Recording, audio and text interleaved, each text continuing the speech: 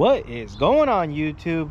Check it out, we're on the lot today and we're gonna be working on this thing. So we got a 2008, I think it is, Volkswagen Jetta. It's actually in really good condition. It doesn't got too many miles. I think it says 140 on the window over there, but pretty clean interior. It's got some dog hair, but it's got no tears, nothing's broken, and it's a nice version. It's got seat warmers and a sunroof, you know, all that good stuff in it. So we scored this thing in Copart Graham. Actually, we got it pretty cheap. I think we paid right around $1,000 for this one. So obviously, you know, when we get a cheap car, something's gonna be broken with it, and this one unfortunately has a bad transmission.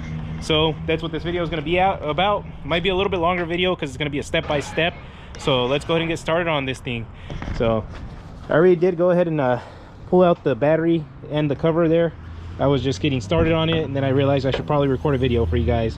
But that thing just pulls right off the top of the engine like that, and you got a couple hose clamps on there, and then you just take the battery out with 2 cables, right?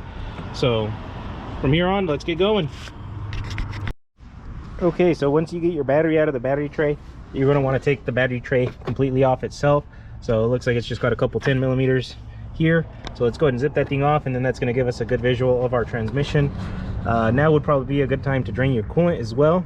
So I might lift up the car and do that, so that way we can start getting some of these coolant hoses out of the way, because we need to get underneath this cylinder head to unbolt the top bolts.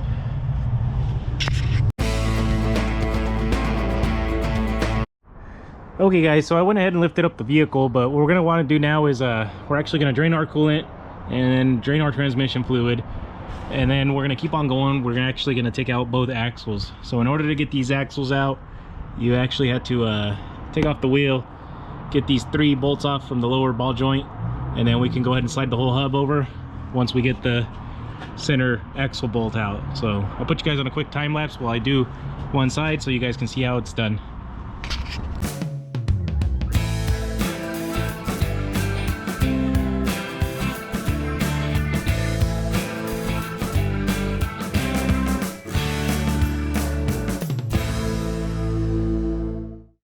Okay, so while we got our transmission fluid draining, we're gonna go on ahead and go take off this mount here.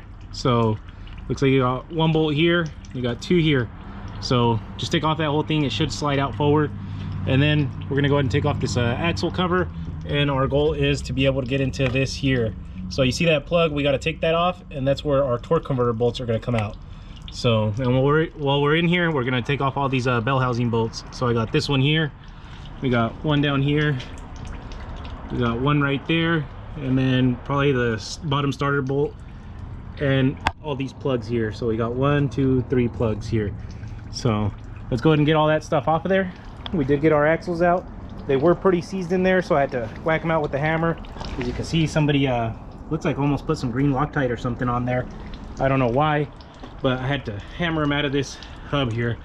And also, just a little tip: when you guys take this driver's side axle out, you want to just go ahead and whack it on the first try, because if you don't, a lot of times what happens is the C-clip ends up bending inside the transmission, and you will never get this axle out.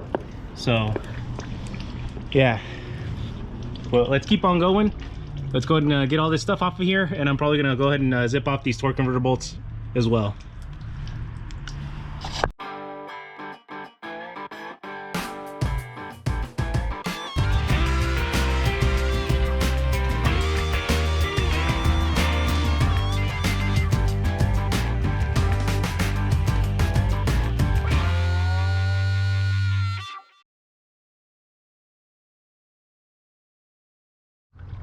Okay, so we're back on the top of the motor here. So game plan's pretty easy from up here. You just got to remove your starter. It's got 1 connector over here for the solenoid, and then it's got 1 big I think wire for your battery connection. So you're gonna have to slide this little cover back, and it will be under there. Then we're just gonna go ahead and take off our shift linkage. Usually what I end up doing is just taking off the whole the selector and the whole mount here. So it's just 2 bolts and one on the top of the selector, and that whole cable just moves out of the way. Got 1 plug, and then just a bunch of coolant lines. So we got these two over here, and then we got the 2 on the oil cooler. So pretty much once we get all that stuff out of the way, then we just got a few more transmission bell housing bolts that are underneath the cylinder head here, and this thing should be ready to drop. So let's go ahead and see if we can get this thing out of here by the end of the day.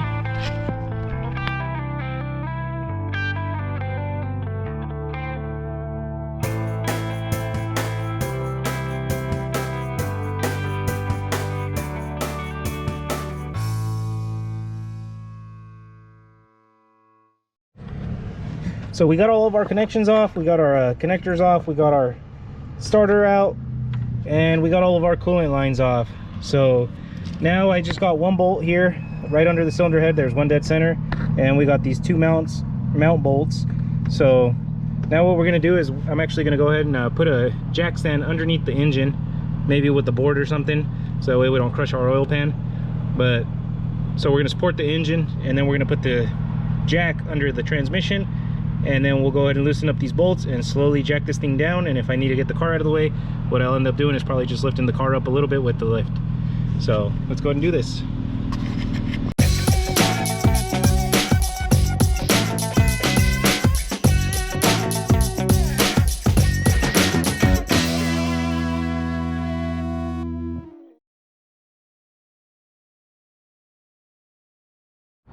Okay, so we got our old transmission out. She's just sitting there chilling. This thing was just, like I said, shifting hard, and it was slipping pretty bad, so it definitely needed to be replaced. I found a replacement one. It was kind of pricey. I had to pay $1,000 for this one, but it has only 60,000 miles, so pretty sure, you know, somebody's gonna be happy with a new transmission in their used Jetta. So I'm gonna go ahead and try and sneak this one in here before the end of the night. It is getting pretty dark out here. The sun's about to set, so just probably put you guys on a quick time lapse and see if I can get this thing in here before it gets dark.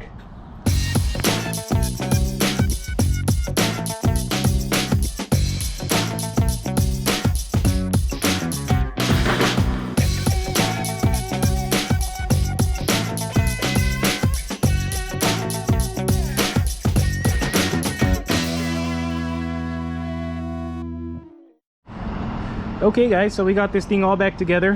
We got our axles in, we got our torque converter bolts, we got all of our mounts, everything tightened up, and we got all of our connectors and our starter plugged in. So everything's gonna go on this thing. Now we just got to do the task of filling this transmission. So in order to fill this thing is, you got this plug here. Okay, so as I was saying before my battery died, we got to fill this thing through this little tube here. So this thing, what it has is a little tube, and it sticks up about this high in the oil pan. And what you got to do is we actually got to fill this thing while it's running. So you take this plug out here, and I got my fancy tool here. It's a $5 pump from Harbor Freight, and all I did was put a pin on there. So I took a regular old pin cap, I think. Yeah, it's a cap. See that? And you can actually get this piece and screw it into the hole. So we screw this into there.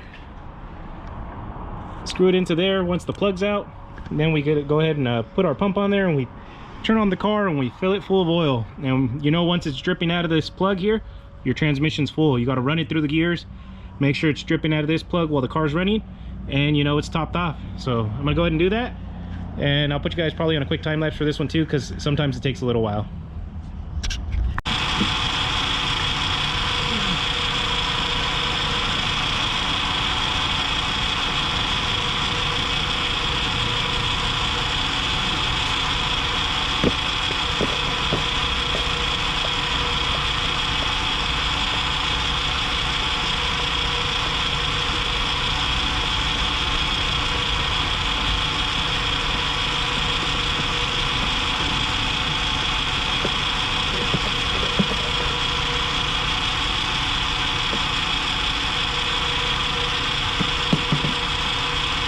Alright, so as you guys can see, the thing is dripping while the car is running, so that means she's full. So now we're just going to go ahead and plug it off, run it through the gears again, and she should be good to go, guys.